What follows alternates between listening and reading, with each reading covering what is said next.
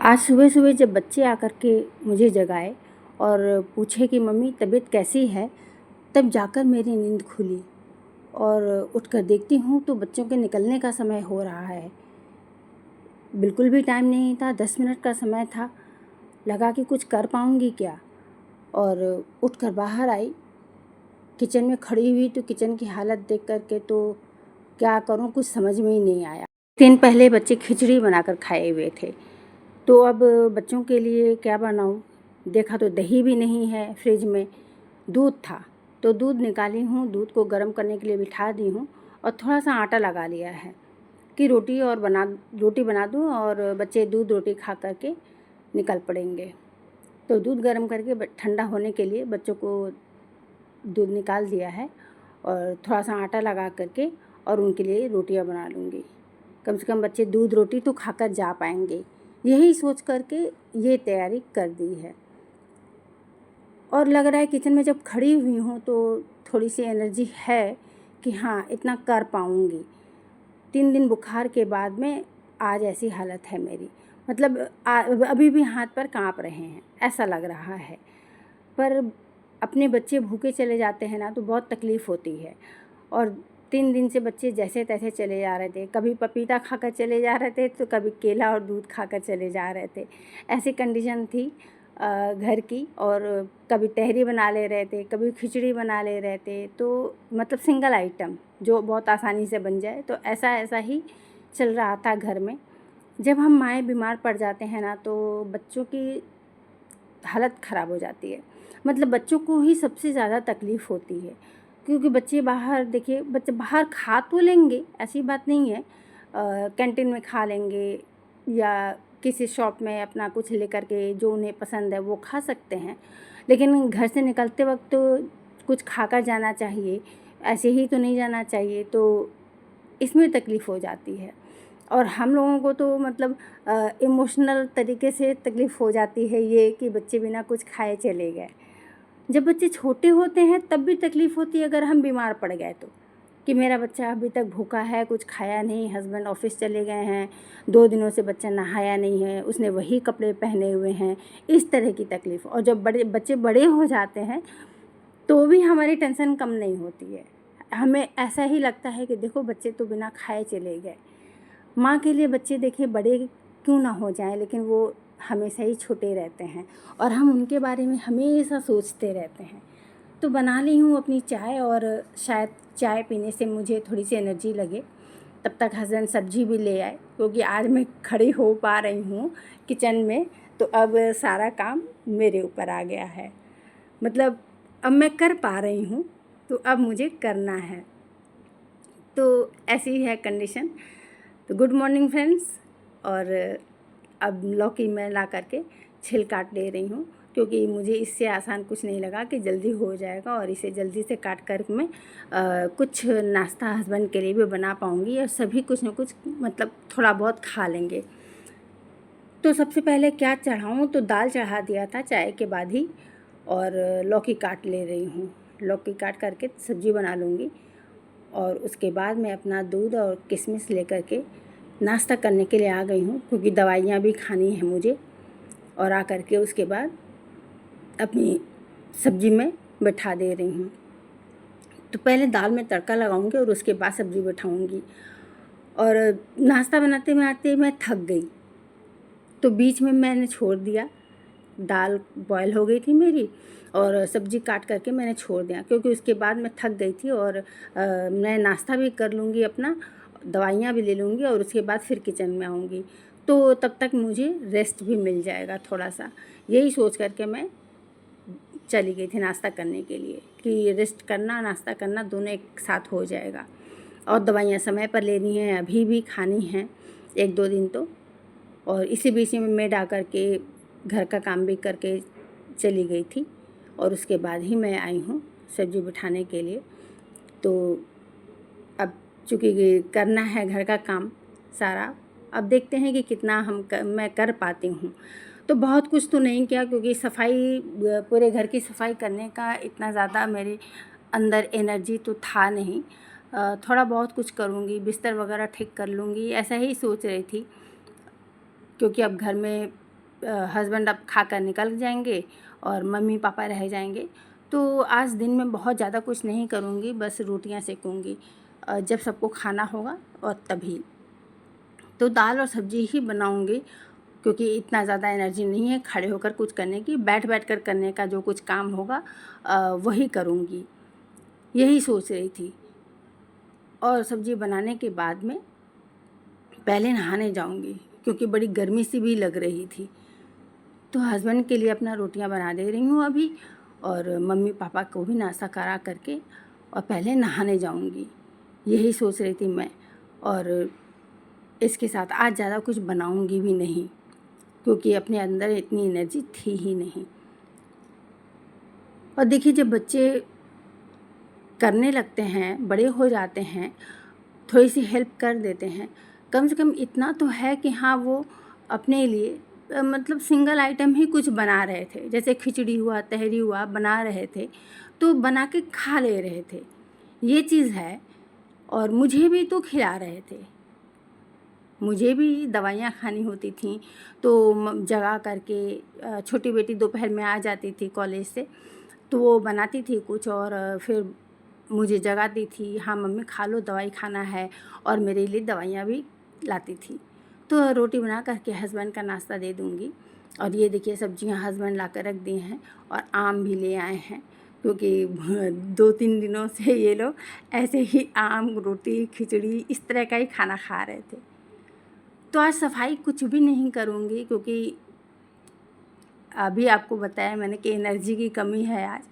तो चलो आज बैठ बैठ कर मैं अपने फ्रिज का ये रबड़ साफ़ कर लेती हूँ। जब सब्ज़ी रखने को चली फ्रिज में, तो मुझे याद आया कि ये फ्रिज का रबड़ साफ़ करना था मुझे, ये गंदी हो गई है, और चलो आज इसी को ही कर लेती हूँ। तो निकाला इसे, ये बड़ा ही टाइटली लगा हुआ होता है, मतलब फिक्स होता है दरवाजे में, और आसानी से निकलता नहीं है, इसे थोड़ा प्रेशर देकर निकालना पड़ता है। तो हल्का गुनगुना पानी गरम कर लिया है और इसे निकाल करके, बहुत ही मामूली हल्का गरम पानी है, क्योंकि ये रबड़ का है, तो गरम पानी करके इसे 10 मिनट के लिए पहले भिजा दूँगी मैं। नहा करके आ गई थी, और उसके बाद सब्जियों को रखने के लिए जब गई तो दिमाग में ये आ गया। और देखिए, ऐसी हालत है, अपने शरीर की एनर्जी बिल्कुल भी नहीं है, लेकिन फिर भी जो वो एक हैबिट है ना सफाई की, तो कुछ न कुछ तो करना ही है।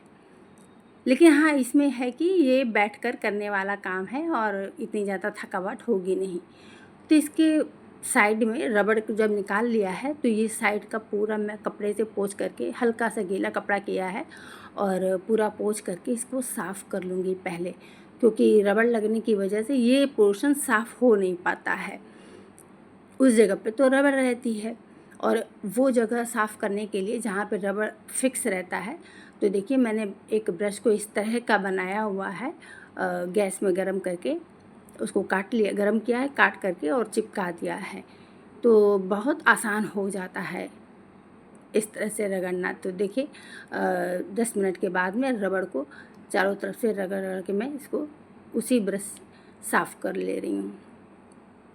बहुत ही इजीली साफ़ हो जाता है, क्योंकि पानी हल्का मामूली गर्म है, तो जो गंदगी है फूल गई है, और 10 मिनट छोड़ दिया है तो आसानी से, और सर्फ़ भी डाल दिया था उसमें, तो ये बहुत आसानी से खुद ही घर पर साफ़ हो सकता है। तो ये मुझे करना था, पर क्या है कि इन सब में ना समय बहुत ज़्यादा लगता है, और आज खाना बनाने में मैंने बहुत ज़्यादा कुछ झमेला किया ही नहीं था। बहुत ही हल्का खाना रखा था, दाल और सब्ज़ी बनाया था और रोटी बना करके बस हो गया, और मेरा तो खाने का इच्छा ही नहीं हो रहा है, और एनर्जी अपने अंदर बहुत ही कम है, तो घर का इतना काम भी आज मैं नहीं करूँगी, बस यही एक काम ही आज ये करूँगी। पहले ही सोच लिया कि काफ़ी समय इसमें चला जाएगा मेरा, तो आज इसी को कर लेती हूँ। ये अपना सोचती जा रही थी कि और समय तो बचेगा भी नहीं, और थक भी जाऊँगी मैं। तो रबड़ को साफ़ पानी से धोने के बाद में इसको थोड़ी देर के लिए टांग दिया था, और अब कपड़े से पोंछ करके अपने फ्रिज में इसे फिक्स कर लूँगी। तो देखिए, वो जो जगह बनी हुई है फ्रिज में, आप देख रहे हैं, और रबड़ में भी पीछे जगह बनी हुई होती है, वो अंदर घुस जाता है पूरा जा कर के। बस हमें एक बार उसको साइज़ से लगा देना होता है और फिर आप अपने अंगूठे से उसको प्रेशर दीजिए। देने के बाद में वो अपने आप अपनी जगह पर जाकर बैठ जाता है। थोड़ा सा अंदर प्रेशर देना पड़ता है अंगूठे से और बहुत ही आसानी से चला जाता है, क्योंकि ये तो फिर पूरे फ्रिज के साइज़ का रबड़ होता है और केवल हमने साफ़ किया है और कुछ भी नहीं। बस उसकी जगह पर लगा दीजिए और थोड़ा टाइटली उसको प्रेशर देना पड़ता है अंदर घुसाने के लिए। और जब आप बाद में फ्रिज बंद करेंगे ना, ये पूरी फिक्स हो जाती है। कुछ ऑनलाइन की सामान भी मैंने शॉपिंग किया था, तो अपनी फ्रिज को साफ़ करके लगाने के बाद में अब मैं आ गई हूँ, रेस्ट भी कर लिया है, तो अच्छा लग रहा है। और मेरा जो ऑनलाइन शॉपिंग किया था मैंने, ये सामान कुछ परचेज़ किए थे, मेरी ज़रूरत की सामान है। तो मुझे 3 मेरे सामान 3 हैं और 3 जब मैं परचेज़ कर रही थी तो बच्चों ने भी 3 सामान अपना ऑर्डर कर दिया था। तो मैंने ऑर्डर किया था ये चॉपिंग बोर्ड, मुझे अच्छा लगा था। मेरे पास पहले जो चॉपिंग बोर्ड था वो फाइबर का था, तो बच्चे मतलब बहुत चिल्लाते थे इसको चेंज करो, तो मंगा लिया है इसे। और ये एक स्टैंड मंगाया है, अच्छा लगा था मुझे और ज़रूरत भी थी। बेज़रूरत का मैं ख़रीदने के सोचती भी नहीं हूँ, तो ज़रूरत थी तो वो मंगाया था। और एक ये भी स्टैंड ही है रखने के लिए। तो हालांकि ये लोग अपनी ज़रूरत के हिसाब से, कोई किचन में यूज़ करता है, कोई बाथरूम में यूज़ करता है, कहीं भी पर मैं इसे मंदिर में यूज़ करने वाली हूँ। अपनी सुविधा अनुसार हम स्टैंड को लगाते हैं और जहाँ हमें ज़रूरत होती है हम वहाँ लगा लेते हैं। तो मैं इसे अपने मंदिर में लगाऊंगी, ये दोनों स्टैंड मुझे वहाँ लगाने की ज़रूरत है। तो और ये इसके साथ में ये चिपकाने वाला भी मिला हुआ है। ये मुझे इसलिए अच्छा लगा क्योंकि इसे दीवार ख़राब नहीं होगा, कहीं भी इसमें ड्रिल करने की ज़रूरत नहीं है। बिल्कुल इसमें जो ये चिपकाने वाला दिया हुआ है तो आराम से ये लग जाता है। तो ये इसलिए मुझे अच्छा लगा था, क्योंकि मेरी दीवार या टाइल्स मेरा कुछ ख़राब नहीं होगा। बच्चों ने ऑर्डर कर लिया था अपने लिए ये सनस्क्रीन, उनके ज़रूरत की चीज़ है, मैं भी लगाती हूँ, ऐसी बात नहीं है।